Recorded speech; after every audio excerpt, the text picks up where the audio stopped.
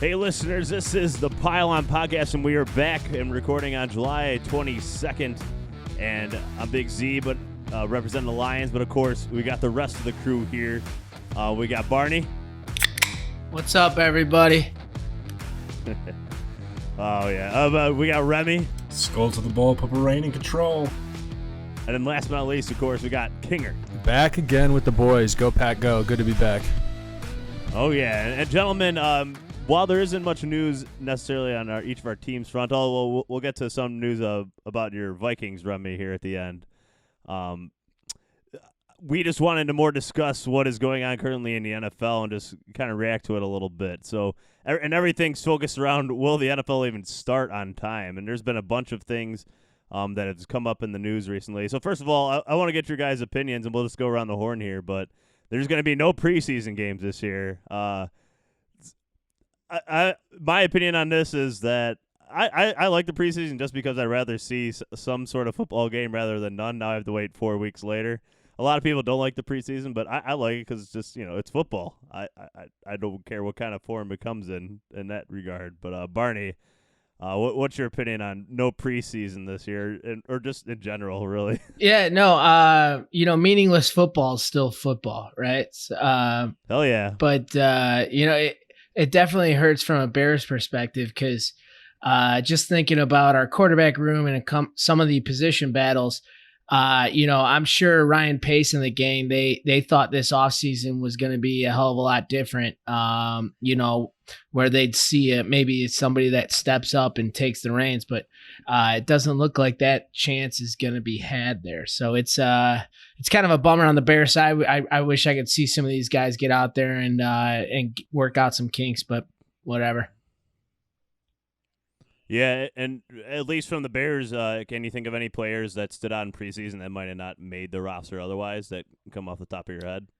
Yeah. Well, I mean, and actually, you bring up a good point. What this really does is it hurts all the undrafted free agents, right? I mean, those are the guys that didn't have any skin in the game towards the team, and they had these small little, most of the time, non-guaranteed contracts. And, one of the guys for us, Roy Robertson Harris, he was an undrafted free agent that, is starting to carve himself out a real big role in our defense. So, everyone's got that diamond in the rough.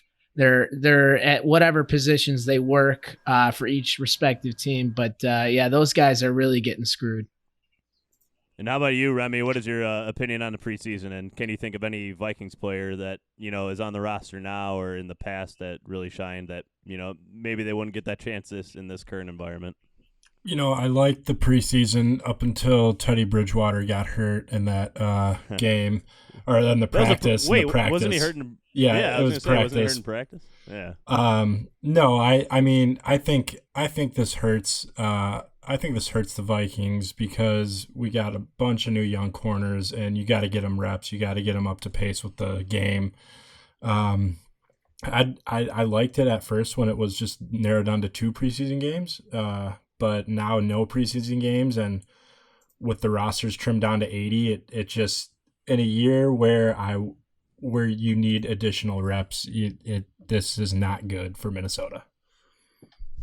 And can you think of any player on Minnesota that like an undrafted free agent or someone that had a good preseason that made the roster because of the preseason? Oh yeah, that's Adam Thielen. Oh yeah, that's a really good one there.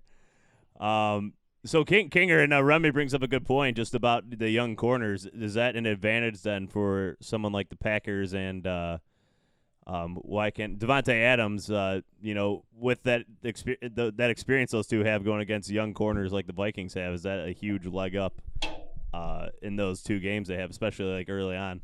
Well, I appreciate you complimenting the Packers receiving core, Big Z. That means a lot. That's a rarity out there these days. I'm just talking about their experience. I'm indifferent on this, to be honest, because if you look back previously with how the Packers have handled preseason, they've played their key players little to none. And last year, Aaron Rodgers didn't play a snap in preseason. And personally, I was ecstatic about that. But if you look at the offensive progression, the first couple of games last year, it really took a while for them to get going. So taking a look at across the board, we've got a lot of veterans that I wouldn't say need reps in the preseason, but still trying to learn LaFleur's system. We do have still a lot of young guys. I'd like to see them, get at least some snaps, live game snaps before the first game. That's my opinion on it. However, I know a lot of the players are thrilled about it. I saw something yesterday, a tweet from a guy I followed saying that like all the old retired O linemen are ready to come out of retirement now. No preseason, like 8 padded practices, right? Like it's all ready to go. A lot of these guys, a lot of these players are pumped for it. So, will it impact the play on the football field to start? Maybe a little bit, but these players are excited about it. I know a lot of them are. So, I don't really have a reason to be, too upset one way or another, or too engaged one way or another. And can you think of any Packers player that had a big preseason that made the roster because of big preseason that might not otherwise have?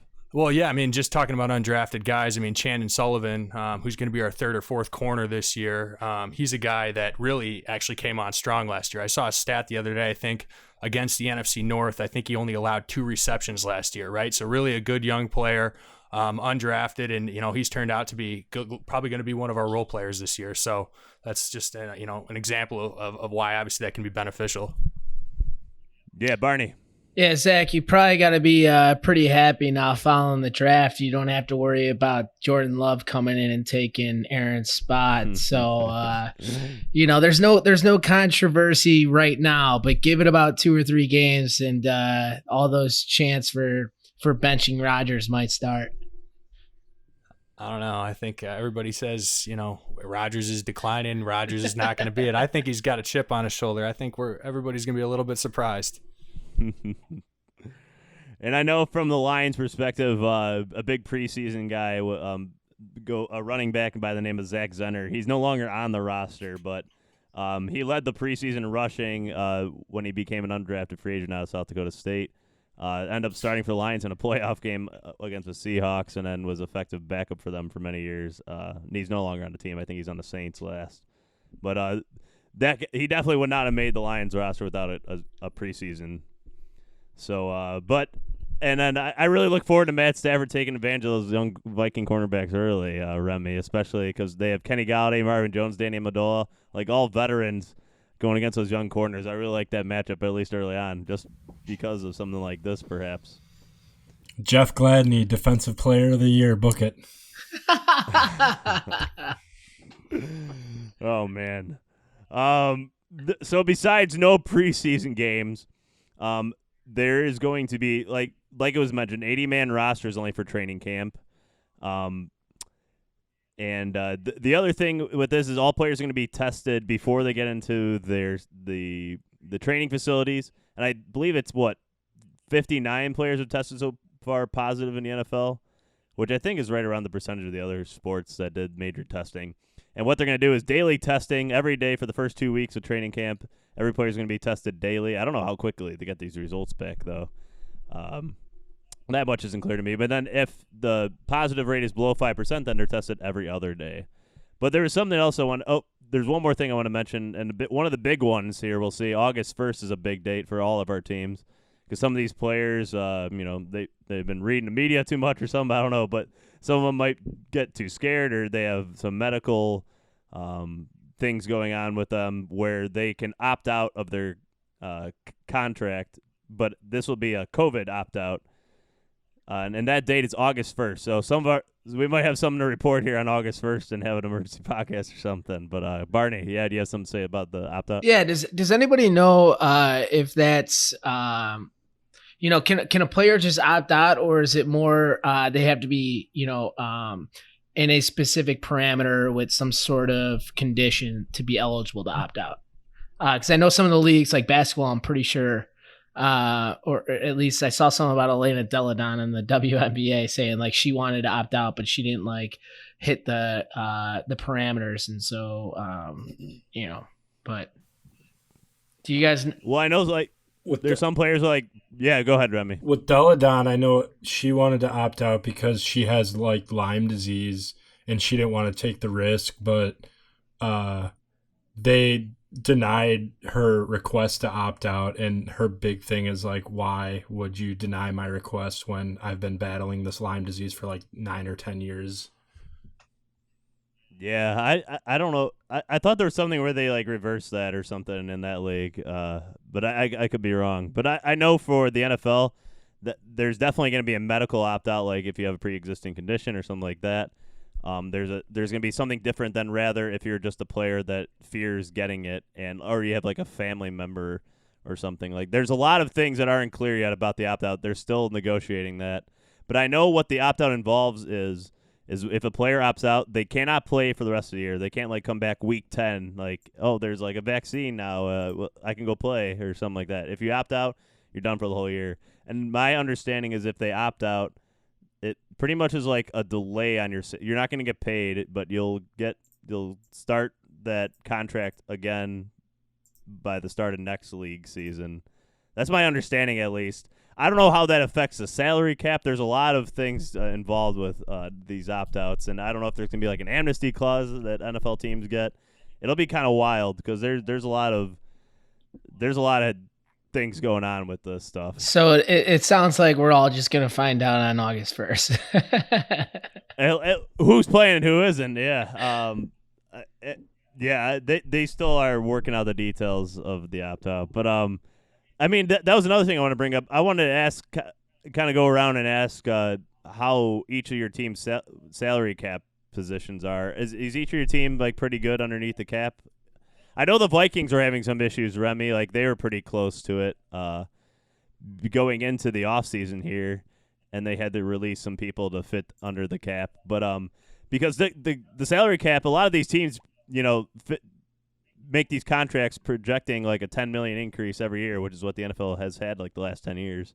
And that might go the other way now, down $10 million next year because there's going to be no fans in the stands and the revenue is going to have to not coming from as many places. So I just wanted to go around and really quickly gauge it.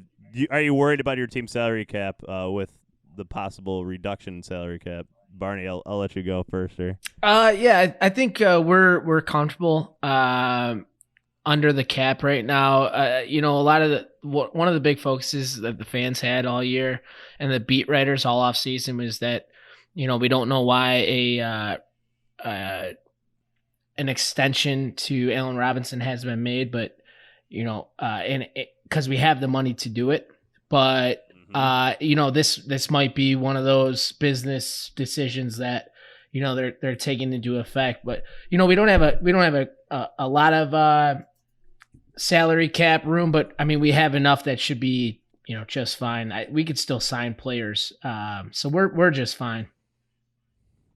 All right, hey, Kinger, how about the Packers? How their salary cap situation looking?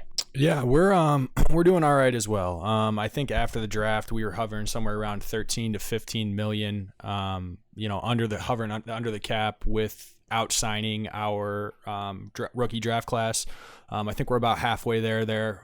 Still, sitting in an okay position. I don't expect really too many moves to be made. Obviously, there's some room to bring in some veterans still if need be. But next year is really the big year for the Packers and their free agents, and so they're trying to obviously make sure they don't make any long-term commitments right now other than to our already core players. Making sure that they're ready to go and can evaluate our guys next year when the time comes. And I know from the Lions' perspective, they have $23 million in cap space right now, so I think that's plenty of room to operate. But how about you, Remy? How much? I know the Vikings were close to it, right? Well, as of March 30th, I know they had roughly around $12 million in cap. Before the draft and before Anthony Harris signed his franchise tag. But yeah, we're sitting kind of low, and we still have to figure out what we're going to offer Dalvin Cook.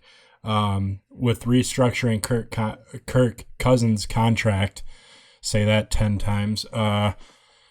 It actually saved the Vikings $10 million in the long run. So yeah, we're squeezing, but I don't know. I guess we're on fire, and we're just riding the bicycle as it's on fire. It's an interesting analogy right there.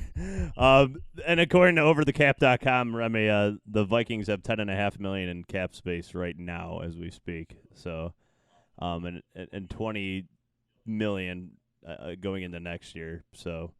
But Barney, you want to throw one point in there? No, I was just gonna say the same thing that you just did. We're at least the Packers, the Vikings, and the Bears are all right around like 10 to 12. So Yeah. And I think, Kinger, you mentioned it briefly that, or Remy or somebody did, where there's only going to be 8 padded practices, it looks like, in this offseason. That's kind of wild. I had I know in college I had 8 padded practices in 3 days, let alone 8 in an entire offseason for a professional football team. Is that enough padded practices for these guys to get ready? For the veterans, maybe, but like for young guys, I don't think that's even close to enough. But so there is one more thing I want to add in about all this COVID stuff, and that's what's going on at the college level. And I only want to bring it up because it affects what goes on at the professional level as well in terms of the NFL draft. Do we, if there is a spring college football season, do any of those college football players, I guess, play, or are they just all going to sit out and get ready for the NFL draft? It'll be interesting. I don't know if anybody has an opinion on this, but I just think that'd be kind of wild. And I would see, like, after week 4, a lot of these players sitting out. They get some of their tape in there, and then they just sit out because they're told they're a first-round draft pick. Otherwise, they're potentially playing like 12 to 14 college games, and then they're playing 16 games in an NFL season, all in one calendar year. So they're playing 30 games essentially in a calendar year, which is kind of wild. But and all this is going on right before. But I mean, this is all circumstantial. But at the least at the D3 level, it seems like all fall sports are getting canceled. Just that's where I came from, and I kind of pay attention to that. But I don't know. Like, do we think college football is going to have an effect on the NFL draft at all if they end up playing spring? Because they don't have the testing capacity like the NFL does. Yeah, go Barney. I mean, definitely it's going to have some sort of impact on it. I think everyone's, for the most part, just going to have to, they're going to base it off the junior or the sophomore year, the previous year that everybody, had. And it's going to be more of a crapshoot, they're going to take a lot more risk, a lot more chances because you don't have that 3 years of watching somebody. And, when you're a Trevor Lawrence or, somebody that's highly rated at one of those top positions, those guys they're not going to be playing. They've got the risk and reward is in my eyes just stupid to get out there. But there are a lot of people that need to prove themselves or maybe aren't getting the recognition, and they're definitely going to get out there and try to scrap and talk their ways up to some teams' draft boards. But as far as the draft goes, that next year is going to be an interesting one, I guess. Yeah, man, it would just be weird to see college football being played in the spring too. To be quite honest with you, I mean, we're all Midwest guys here, obviously, and the Big Ten is only playing the Big Ten this year. I don't know what Notre Dame's doing, to be honest with you, Barney. But I mean, like King or Purdue, those guys need tape. I don't know any top Purdue guys besides who's that one wide receiver that Purdue has? Yeah, we're gonna have Rondale Moore. He should Rondale be a first. Moore. Yeah, he should be a first rounder. But yeah, I mean, my opinion personally on it is you either go with fall football or you cancel the season in 2020, 2021, right? Because I mean, again, you could do a spring season, but like Barney mentioned, I think you risk a lot of the top players, a lot of guys that know they're going in the top 3 rounds of the draft. They're not going to risk the injury, right? Knowing that they have a fall football season right around the corner makes more sense. Work out, get ready for your pro day. Hopefully the draft's back on schedule. So I think it's really going to affect the quality of the play, by going to the fall, right? And again, that scheduling issue.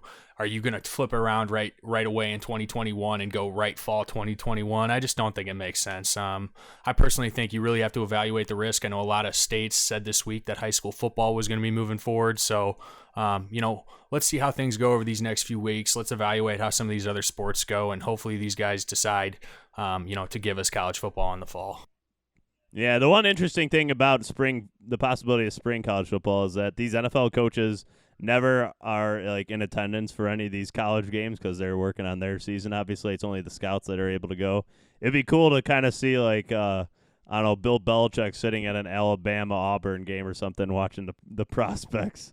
that'd be a cool opportunity for those coaches at least to get up front in live view as part of the draft process. But there's been some talk I know amongst like at least more recently I've heard it come out with college reporters that there's been considerations for college football to move to the spring just for terms of there's no football in the spring. But there's been like the XFL that always tries it. It never works out. So I think that's why they've ultimately gone against it. But this would be maybe the time to try it for them. But it also affects like, high school players. They leave high school early and go into spring ball, so they get ready for the freshman year. It affects a whole bunch of things. Anyways, in these times in this off season when there's not much going on, we try to fill the topics here too. So the last thing I wanted to bring up here on this podcast, Remy, is there some news going on in Minnesota today, as right before we record this? Yeah, Vikings are finalizing a deal to extend Mike Zimmer. Mike Zimmer ended up, this was going to be his final year of his contract, but they decided to extend him. And what position does he play? The head coach of the Minnesota Vikings, the third most winningest coach in the Vikings franchise. He's got a 59-41 record, right behind Dennis Green and Bud Grant. Dennis Green, yeah. They are who we thought they were. Exactly. No, so, I mean, as you know, the Vikings with Leslie Frazier were 32nd ranked defense. Zimmer comes in and immediately brings them, I think they ranked Zimmer's first year at number 17, and then past 5 seasons they haven't been under 11. So he loves his D-backs, as we all know, and he crafts them, and it's going to be interesting to see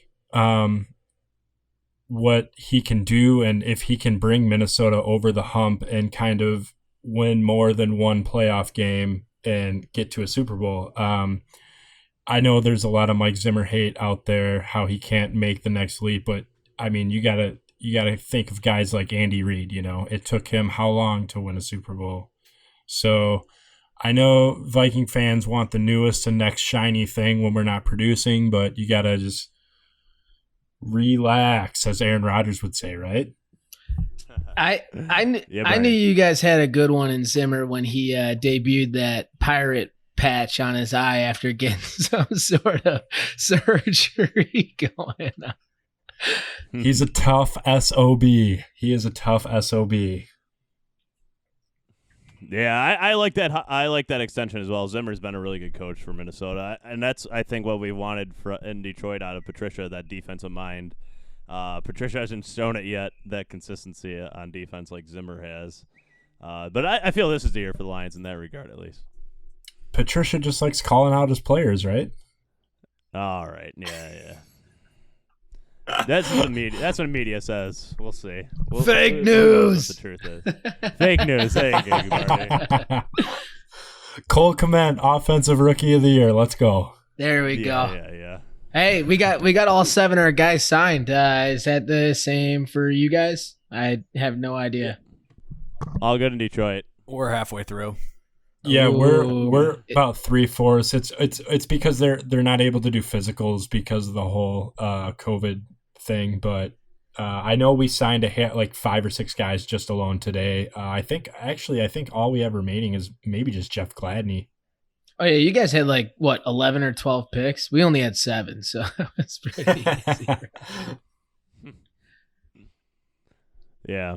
So I think this podcast wasn't meant to be long. Training camp is coming up. I'm sure we'll have a lot more to talk about as that starts ramping up. I know rookies reported this week, but training camps all across the NFL will start next week. And we'll have more to talk about that. So I'm thinking the next episode we'll talk about training camp battles and things like that. But we really just wanted to get on here, talk a little about the current situation in the NFL, and we had that one breaking news story. So, unless you guys have anything else to add, I think we're going to wrap this one up nice and short and sweet on this episode. Instagram @ThePylon. Please follow us and please subscribe to this podcast and please leave a review. we'd really appreciate it, and share, especially football's less than 50 days away, gentlemen. Less than 50. Who knows if, well, we'll see. Who knows what's going to go on with that, but it technically is less than 50 days away, which is kind of crazy. This whole year's just flown by. Let's get this year over with. Yeah. All right, gentlemen. If you have nothing else left, we just want to thank everybody for listening to the Pylon NFC North podcast, and stay safe out there, and we'll be talking to you soon. Bear down. Skull.